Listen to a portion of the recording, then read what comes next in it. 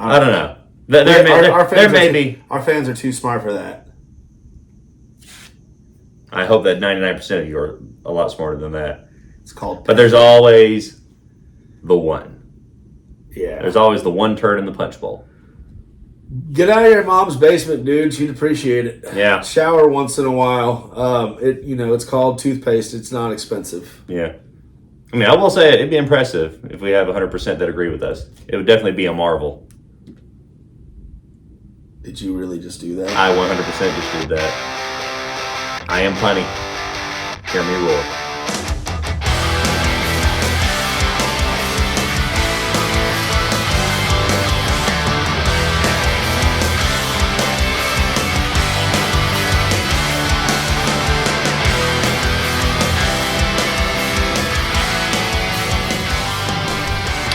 What is up, everybody, and welcome to another episode of the 5-Star Jobbers Podcast. I'm Cody.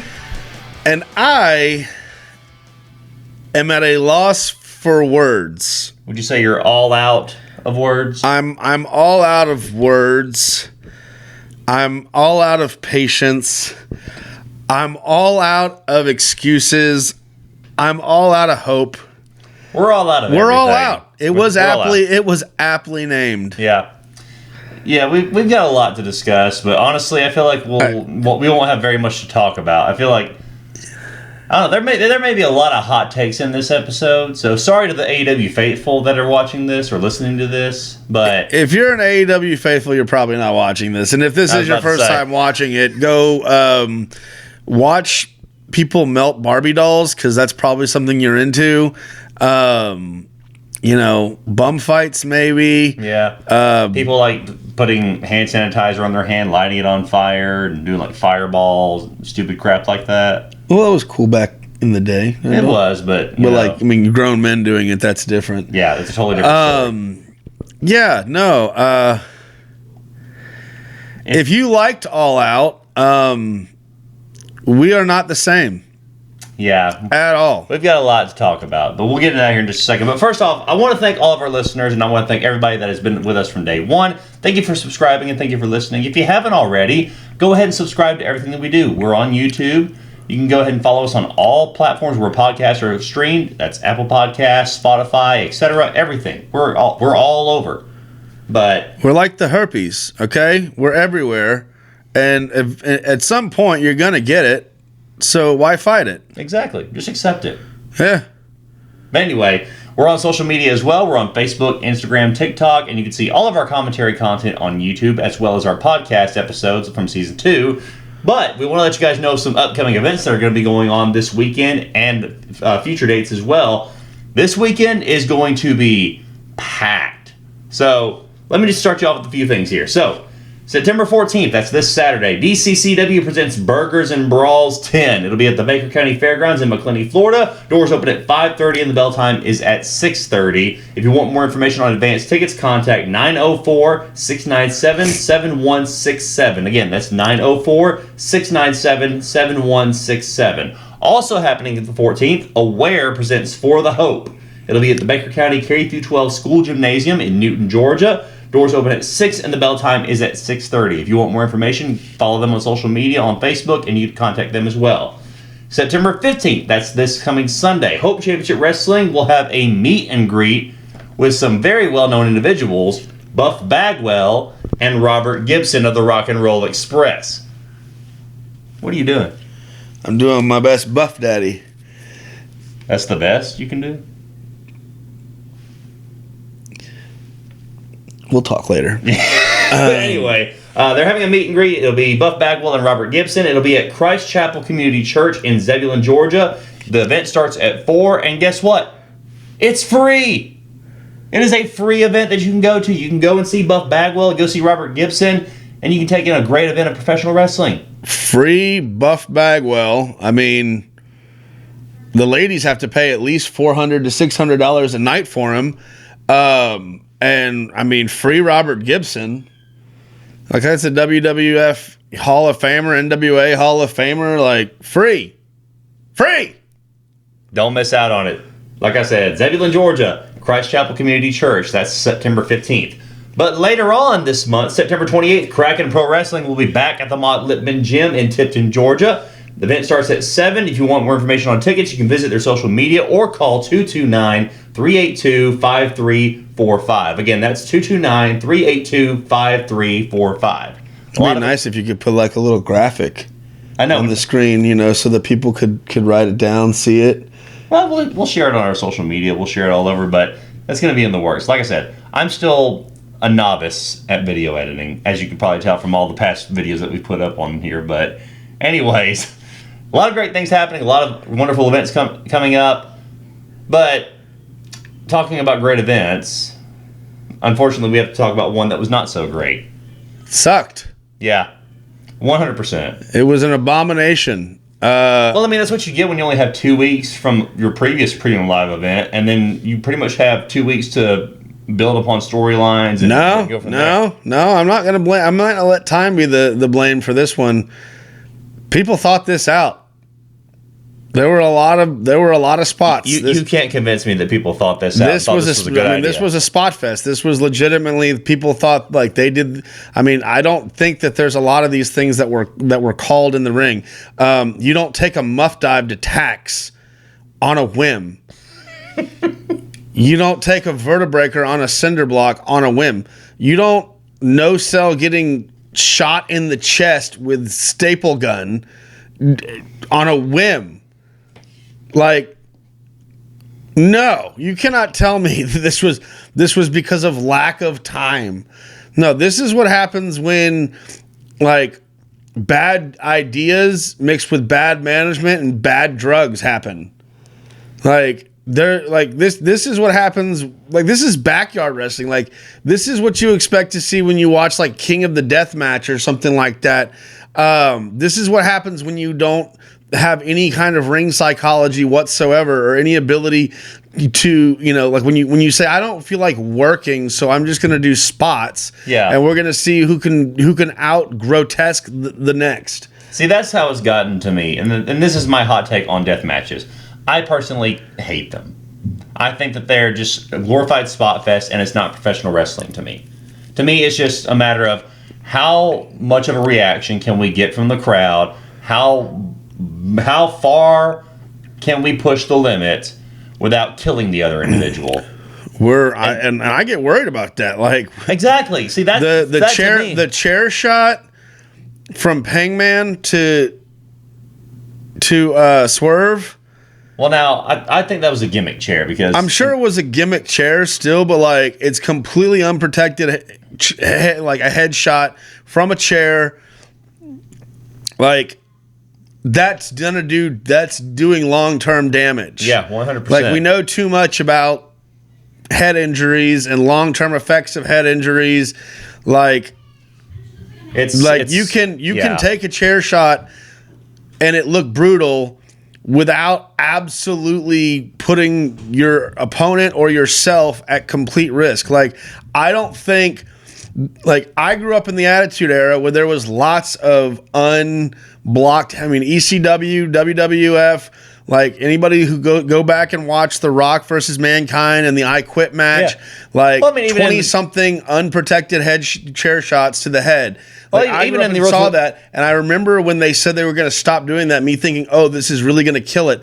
I can't tell you how little of an effect that it's had. Yeah. Like, chair shots can still look brutal. Yeah, I mean, you're still getting hit with a chair, regardless if you're protecting your head or if you're protecting your back or whatever. You're still getting hit with a steel chair. Like, case in point, just last night, the street fight between American Made and the Wyatt Six. There's chair shots in there, and like Eric Rowan takes it, they hit him in the midsection, he bends over, and they swing it on his back, and he hits it. And it looks and sounds brutal. It gets the point across without causing completely unnecessary damage to the person taking it. This is a business.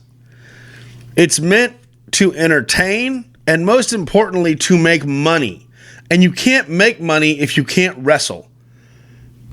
And everybody has a bump. Everybody has a bump card, and these guys are trying to race through theirs. And I don't know why. I don't know why either. Because I mean, you see the evidence from it. It's not like they're even close to competing with WWE at this point. Like they're not even trying to compete at this point. Because, I mean, they had this tagline as we're the best wrestle. Like, they're not wrestling. There's not wrestling. I didn't see wrestling. That's not wrestling. I mean, save for Ospreay versus Pac, I didn't. And MJF and Daniel Garcia. MJF, Daniel Garcia, and a good part of the Jack Perry and Daniel Bryan match. Right. But like the rest of those matches, Swerve and Hangman, and then Mercedes versus Sheeta. I think Sheeta legitimately got like Mercedes was trying to work Sheeta, and I think she was giving her too many ridiculous shots. And I think they talked about it on Bully. What's the public? Busted Open. Busted Open. I think they talked about this either yesterday or today. I'm not sure. I think Sheeta was legitimately pissed Rightfully at Monet, so. and was at some point I think that wasn't working. No. And then you had Statlander and Willow, and some of the things that were going on there. I mean, kudos to the ladies for going there. Come back. Yeah. And I say all this to say that, like, I remember being an ECW, WWF Attitude fan, and I remember some old era wrestling fans saying that it had gotten crazy and da-da-da-da-da. And so, I keep myself in the check of, am I just getting older and I've lost my bloodlust? No, because I still like a good hardcore match. Same. I'm a big fan of some of the more hardcore matches that AEW had a couple years ago. Like the earlier Blood and Guts. Obviously, the Exploding Ring Texas Death Match wasn't bad because of the damage. It was bad because of bad pyro, and that's one of those things that we don't like to talk about. When you expect fireworks, but you paid for sparklers. But like I like a good match that's got good brutality to it, but I don't like brutality that is unnecessary to tell the story, and also doesn't have the when what you're doing is more than what the reaction that it gets and the purpose that it serves. It's just like anything else in life. If the ROI is not there, don't do it. And the psychology is not there either. What Hangman and Swerve did was not wrestling. No. It was anything you can do, I can do better, and stupidity. It was like anything you can take, I can take better, and then some. I mean, it was more like watching an episode of Jackass than it was a wrestling match. Like a staple guns to the chest. I won't censor that one just for you, because it's a title. It's the title of a show. I'm not cursing. I'm quoting. Yeah. Why would you no sell that? Why would you no sell that? Because at the end of the day, that's not something that happens a whole lot. Like staple guns. I mean, obviously in AEW, staple guns has become more prevalent because it's become like the chair shot. Well, it's because when you do chairs and tables and everything like that so much, tax and all that, then you have to come up with other stuff. So now they've got lighting people on fire and staple guns and this is the problem that they're going to run into. Eventually, they're going to see all the same stuff, and the fans are going to get tired of it. Yep. So then when they start doing more death matches, the fans are going to be like, okay, how do you step it up from there? Yep. You've already lit somebody on fire. You've already stapled somebody about 15 times with a staple gun. Where do you go from here? You're going to bring out switchblades. You're going to bring out guns. You're going to bring out anything else. I mean, at this point, there's nothing more that I can think of right now that they can do to make it even more devastating than what they've already done with just this one steel cage match. Well, yeah. I mean, another point on this one, the Vertebreaker. The Vertebreaker is one of my favorite moves to see. Because it looks and it is dangerous. It looks dangerous. It is dangerous. That's why you don't see it very often. There's not a lot of wrestlers who are probably willing to take a Vertebreaker. There's not a lot of wrestlers who probably feel comfortable giving somebody a Vertebreaker. You used to see it all the time with Sugar Shane Helms in WCW, but when WCW closed and went over to WWE, WWF, they were like, no, you got to come up with something different, brother. And through the years, I mean, like Cody does the Vertebreaker, but you see him use it maybe once a year. Right. It's a special move. It's a move that is dangerous, so it should be treated as such and doesn't just, you don't just do it over and over to where it loses its effect, because if something's dangerous, it should be treated as dangerous, because you don't want something that's dangerous and something that could hurt you not to get an effect, because then what you're doing is completely useless. Excuse me. But doing a vertebreaker on a cinder block is completely unnecessary. They missed. It didn't look bad. It completely tore up the one taking its back. Like, people, wrestling comes with the danger of, yes, you can get seriously hurt, significantly hurt. Yeah. And that's never going to go away. The thing. We understand the risk. We understand, like, everything that we're saying. But it's like you're saying, what's the point of it? But it's not only it's not even just about the risk. It becomes about the psychology. And when you are weakening all kinds of spots by just doing them over and over, or adding fuel to a fire that's already 5 foot high, like, you don't, like, why pour gasoline on a 5 foot high fire? It's already good enough. Yeah, like that, and that's the problem with AEW, is that, and instead of doing like a calculated risk or doing things with a psychology that allows them to work, they go, no psychology, no calculation, just do it, and hoorah, yay for us. Exactly. We're so edgy, and and here's the thing, and this is like everybody's take on AEW and WWE. AEW is an alternative for WWE. We get that. But here's the thing. You can have an alternative. You can have another channel for you people to watch wrestling. But at the end of the day, we're starting to see the numbers decline. We're starting to see the downfall of AEW. And it's because of stupid crap like this. It's because they're starting to put together matches that have no psychology with them, that have nothing going for them. Now, granted, Hangman and Swerve have had a rivalry for quite some time. This could have been a great culmination had they done a lot more psychology and a lot more wrestling and a lot more stuff going on in the ring than a glorified spot fest where they're trying to kill each other, essentially. A lot more people have popped for CM Punk versus Drew McIntyre than have popped for Hangman Page and Swerve. Absolutely. And they do a lot less. That should give y'all an inkling. That should give y'all a hint. And I guarantee, I mean, AEW's not listening to this, but I hope that they do at some point. But listen, you can do a lot with less. Like, case in point, with Drew McIntyre and CM Punk, they've had a heated rivalry going on for months now, and they've been able to create great moments by doing minimal Here's stuff. Another case in point. Remember a year ago when you had Adam Cole and MJF teamed together, and they baited the crowd for weeks and then eventually hit a double clothesline?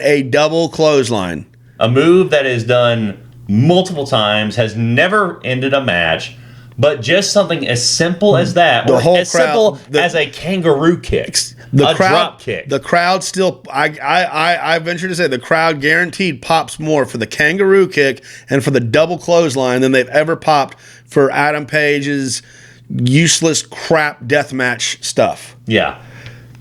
The kangaroo kick got a bigger pop than Hangman putting a syringe in Swerve's mouth. Ugh. See, that was probably the stupidest thing I have ever seen in a match. That's the thing too. It's like it's way more. It's more brutal. That was more brutal than I guarantee the effect got. Like, more people probably were disgusted, not entertained, disgusted. Yeah. To watch that, like, it's just so pointless, and it's just like, what do you get from that? I mean, yeah, you get the shock factor, and you get the people that are disgusted, but it's like, what does that do for this match? It's like, what does this do for this going forward? It's like it was just there just to get some kind of reaction. It got a reaction, but I don't think it got the reaction that you want. No. Yeah.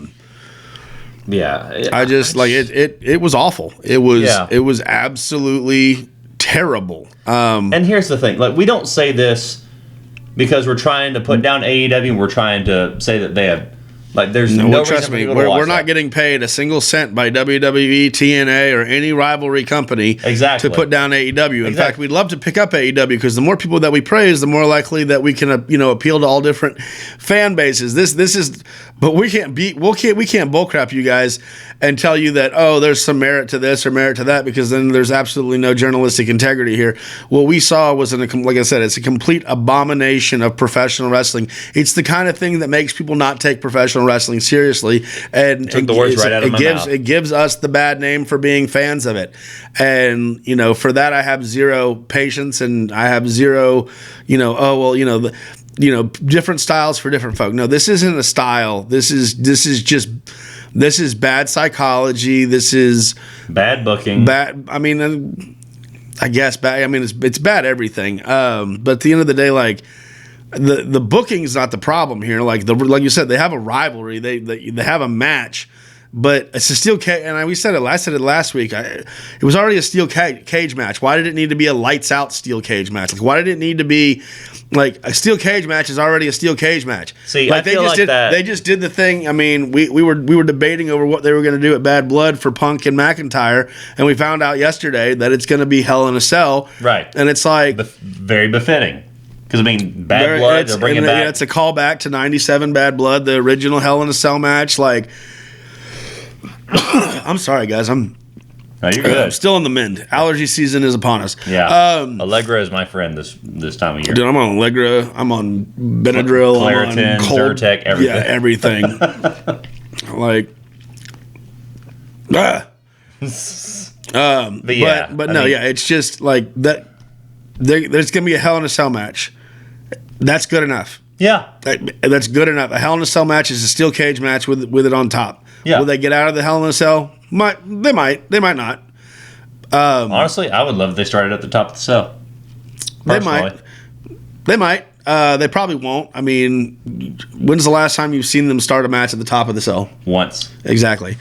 But keep in mind, that's been a while ago. And that's the thing. Like, you don't see, like, what Shawn Michaels and The Undertaker did was fantastic. And then what The Undertaker and Mankind did was also amazing, but it was different. And yes, Mankind at one point was the king of the death match. Cactus Jack was the king of the death match. And he was known for taking risks that a lot of wrestlers, thought were ridiculous. And he'll tell you now that there's a good amount that were ridiculous. And that he wished that he listened to some people and that he didn't fill his bump card up so quickly. Yeah. But like, there's a difference between landing so that you can land a flat back on a table. Yeah, the table's 10 feet away or 15 feet away, and landing on a center block when you're really having a hard time being able to protect your neck, taking staples to the chest, syringe to the mouth. I mean, let's see, we've got, not this particular event, but other events that we've seen where you lit on fire, hung from a chain. Chair shots to the head. Unprotected chair shots to the head. It's escalated very quickly because once you do something so often, it stops getting the reaction that you're looking for. So you've got to raise the game. The problem is that if they keep raising the game like that, then nobody's going to be able to do anything that's going to get any kind of pop, and it hurts the business for everybody. See, and that's why WWE is benefiting so much from this, because AEW is trying everything they can to try and get some reaction. I think that's part of Tony Khan trying to go last minute and say, oh, it's not just a steel cage match, it's a lights out steel cage match. Just trying so desperately to find ways of elevating what is already supposed to be a brutal match. Yep. Just let the match speak for itself. Let them work in the ring. Let them work storylines in the ring. And let them just be able to apply their craft, or give people the opportunity that can actually do that in the ring. Focus more on the stories that you're telling that make the rivalries compelling. Yeah. And then you don't have to worry about killing each other in the middle of the ring, because at that point, just the conflict itself will keep people entertained. And say, build things up. Make people wait on things. That's the thing. And it's like this culture as a whole needs to work on is waiting on things. The thing that Triple H is doing so well is he's bringing back long-term storytelling where you don't wrap up an entire rivalry in 1 month and then move on to the next thing as if it never happened. Yeah. See, that's the thing. Like, and it's not just with wrestling. Like, if you watched your favorite TV show or sitcom or whatever kind of series that you watch, they don't tell you the ending in episode 3. Like in the first season, you probably wouldn't get the episode, like the ending of it at the very last episode of the season. They make you wait. They build on the storyline to where you get this full-length story to where at the very end, like maybe 8 or 9 seasons later, you have this grand finale and it all pays off in the end. Mm-hmm. That's what WWE is doing right now, and they're doing a fantastic job of it. AEW is lacking in that department, and they need to improve on that if they want to have any chance of boosting their ratings. I mean, it's just basic storytelling 101, and we've said this numerous times, and it's like we said, and it's very, very befitting of the episode title here. We're all out of ideas. We're all out of things that we can try and do to, I guess, just hold out hope for AEW. Yeah, I'm all out on All Elite. Yeah. I mean, it's sad because when they first started out, I was all for it. Mm-hmm. I was all in. I was all elite. Everything. Yep. Loved AEW. Loved everything they were doing. I watched it more than WWE, and I was proud for it. So did I. But now, in recent, I would say the last year, it's just been absolute garbage. Yeah, and it's not just because WWE's gotten better. It's that WWE's gotten better as All Elite has gotten worse. Yeah. And like All Elite at this point is worse than WCW ever was near the end. You know, people will say all the stupid things that led to the downfall of WCW.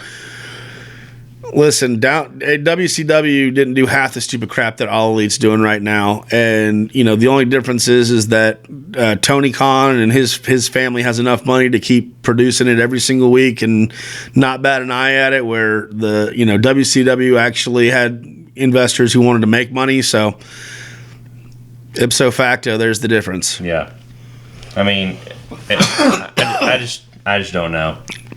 But like I said before, we don't say this to crap on AEW and say that AEW is the worst product out there. AEW puts on good matches. Dynamite, they put on good matches. But I said good. They used to. Every now and then they have some pretty good matches. I mean, you got to give them credit. The Will Ospreay match and MJF match for the international title. Yeah, you're right. That was a really good match. So they have little nuggets of wisdom here and there. They have little moments that are very far apart, but they have the capability to do better. Well, we see it every now and then. The problem is they can't be consistent with it.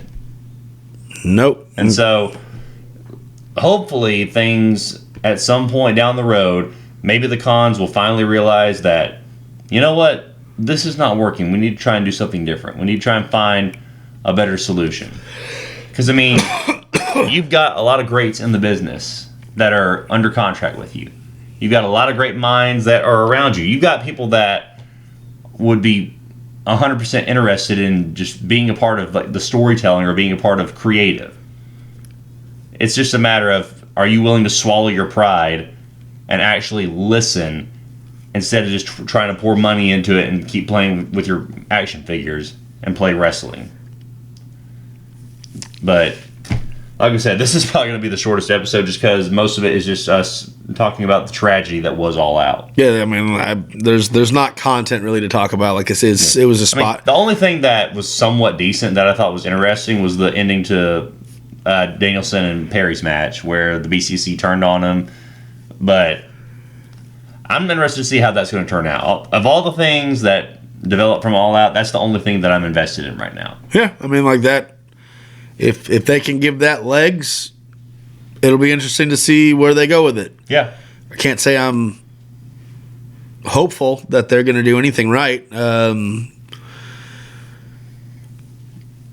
I said, I'm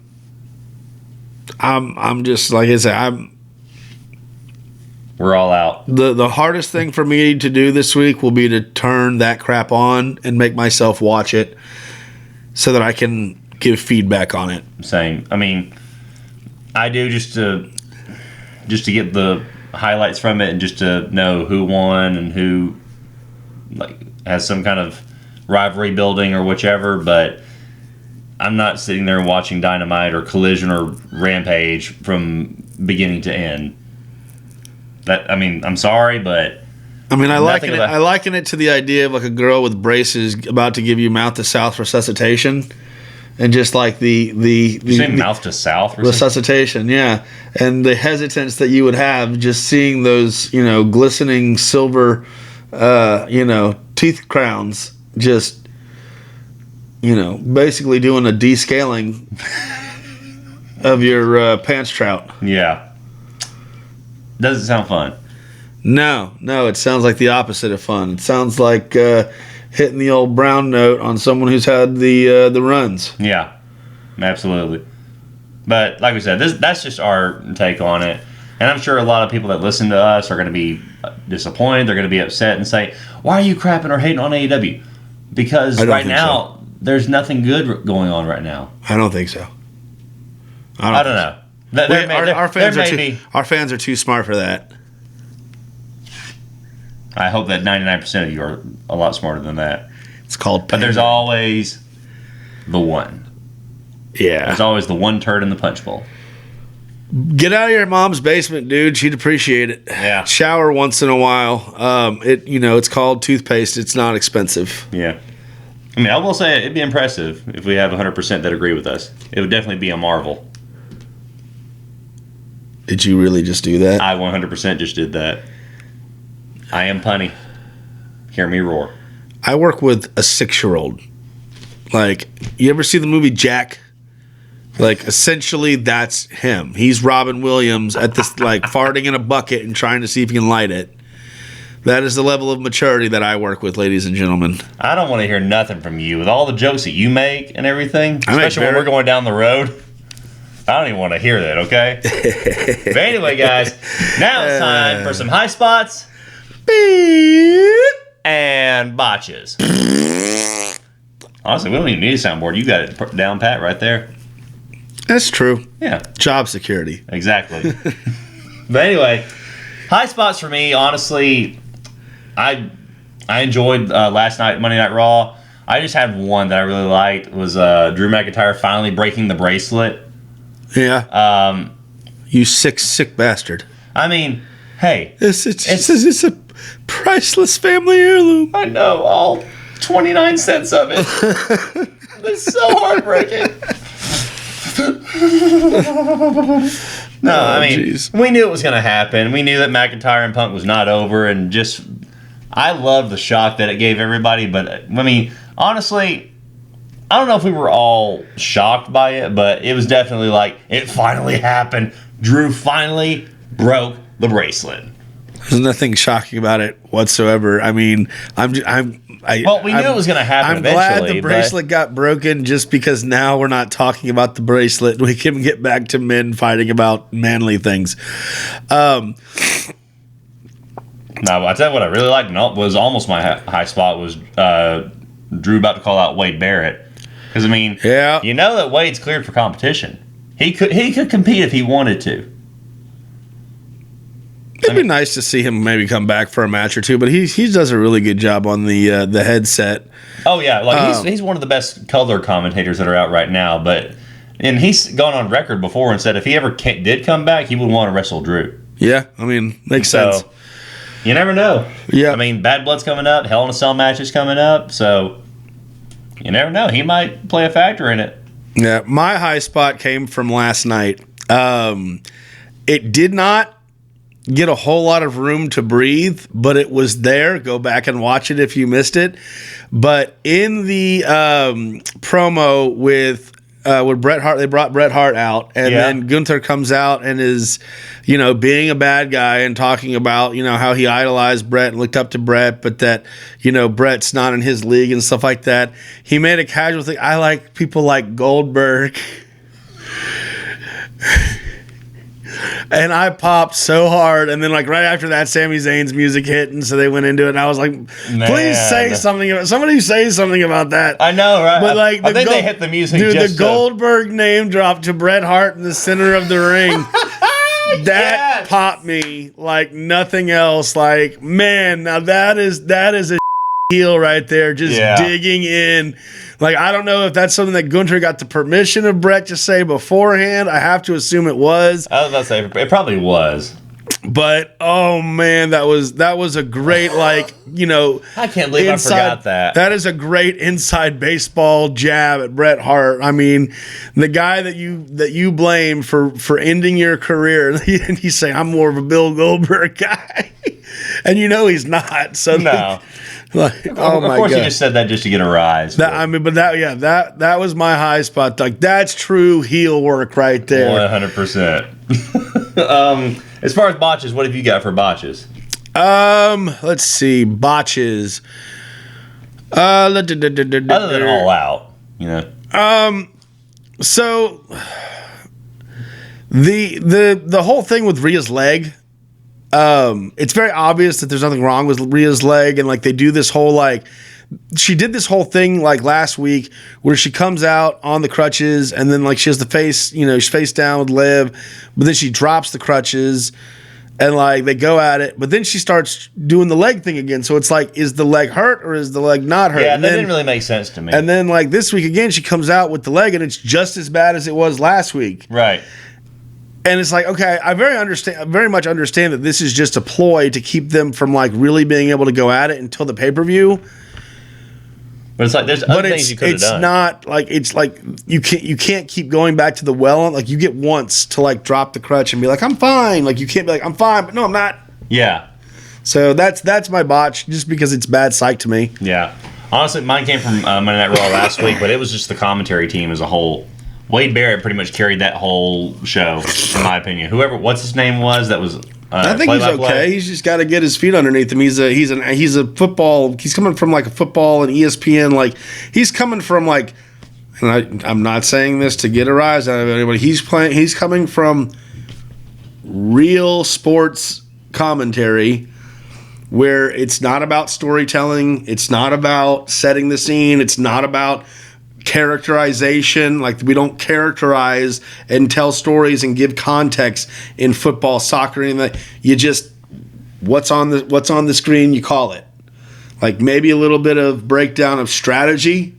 But I mean, I think he's got a, wrestling is not everything else. Oh yeah, you can't go from you want to tell me that they couldn't find one play-by-play guy that could have done it within WWE. Listen, I'll tell you right here now. After having McAfee and Cole, no one's going to fill that void right now. Oh no! So just get over it. I don't think he's that bad. I think he'll get better, but at the same time, he's really just a patch. Like that's all it is. Like why would you break up the NXT announcing table to you don't have to break them up. You just bring them over for one night. People have schedules, man. Well, true, but still, you couldn't tell me that they couldn't borrow someone for just one night. It's not just one night. It's night after. They're doing this on a regular basis. It's every Monday. If that's going to be the guy that's play-by-play every Monday, yeah, he definitely needs a lot of work. It was his first night. But still, like I sit next to you. I sit next to you at a commentator's desk virtually every Saturday at this point, and you, sir, aren't perfect. Of course not. I never claimed to be perfect. Unlike myself. I never claimed to be perfect, but at least I know how to tell the story. I can tell the story in my voice as well, because my voice goes through all different kinds of levels. Yes, from teenage girl down to slightly older lesbian. Wouldn't put it that way, but nonetheless. I mean, if it wasn't for me carrying us the entire time, we'd never get paid. Oh, please, John. You're such an idiot.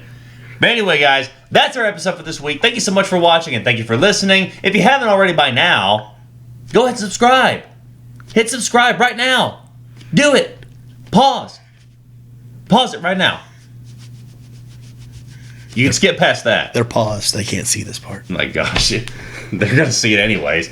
But go and subscribe to our YouTube channel. Go follow us on all platforms where podcasts are streamed, whether it be Spotify, Apple Podcasts, Pandora, wherever. We are on it. We are streamed everywhere. Fansly, OnlyFan, Pornhub. That's him. That is all him. Cornhub, Feet Finder, Farmers Only. I was just going to see how far you're going to take it before I go to the next thing. We Harmony. That's one for midgets. John, I don't know if I can let that air on there. I probably have to censor that one. Is midgets a bad word? Yes. You had to say little people. I feel like that's more degrading. Like, they're people. Like, or dwarf. Did they wield battle axes in war?